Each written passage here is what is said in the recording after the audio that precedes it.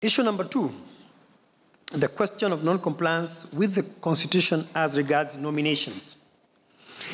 The petitioners have posited that without adhering to the law regarding nomination of candidates prior to a fresh election under Article 143, that edict regarding nomination would not have been complied with.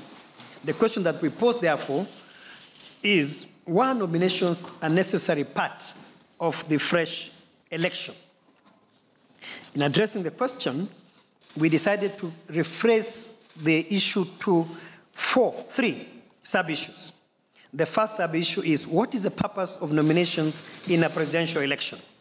Number 2, should the first and second respondents have conducted nominations of candidates in preparation for the presidential election held on 26 October 2017? And were the candidates who took part in the said election validly nominated? Number 3, what is the place of the Raila Odinga 2013 decision and the Ekuru Au Court judgment in the conduct of the fresh election held on 26 October 2017.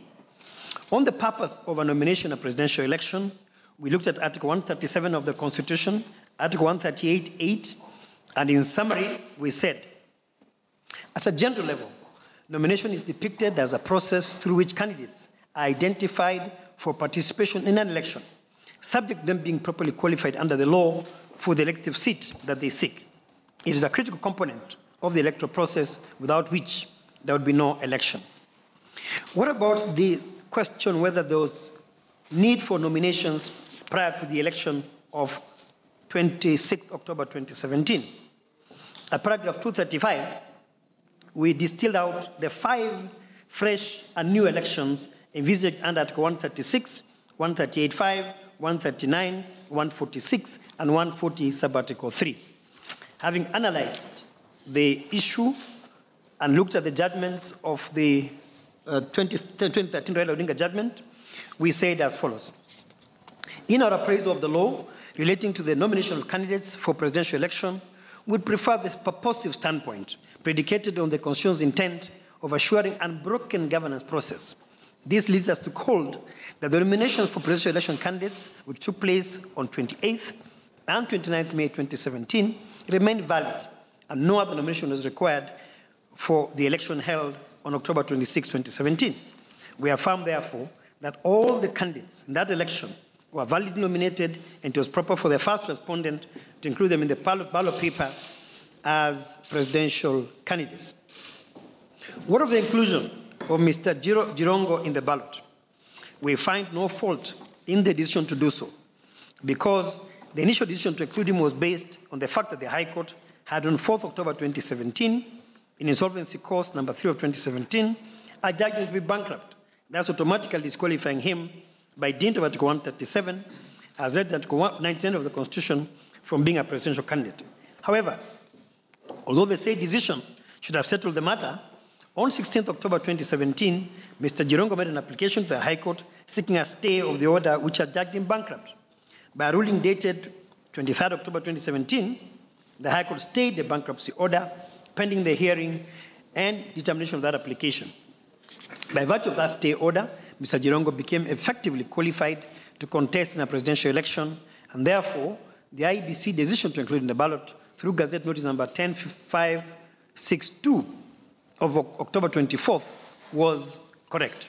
We are unable to understand why the petitioners did not appreciate such a development of definite legal consequence. The third issue is with regard to the Raila Odinga 2013 decision and the Ekuru Au Court 2017 judgment. What standing are these decisions in a fresh presidential election? An issue was raised regarding the application of Raila 2013 in terms of the identification of candidates for a fresh election conducted pursuant to Article 143 of the Constitution. Of relevance in that decision are paragraphs 291 and 292, which we have set out verbatim. What is our decision, having analyzed both that decision and the Ekuru Au Court of 2017 decision? We take note of the context in which the judgment in Ekuru Au Court was made and the decision in Raila Odinga.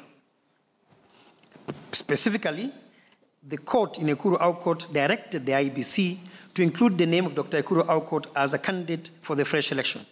While being in agreement with petitioners that the High Court had directed the inclusion of Dr. Aukot as an additional presidential candidate without mentioning the status of the other candidates, it is clear to us that the court's reasoning at paragraph 73 had contemplated the availability of an opportunity for every other person who had been a candidate in that elections of 8th August 2017 to participate in the fresh election.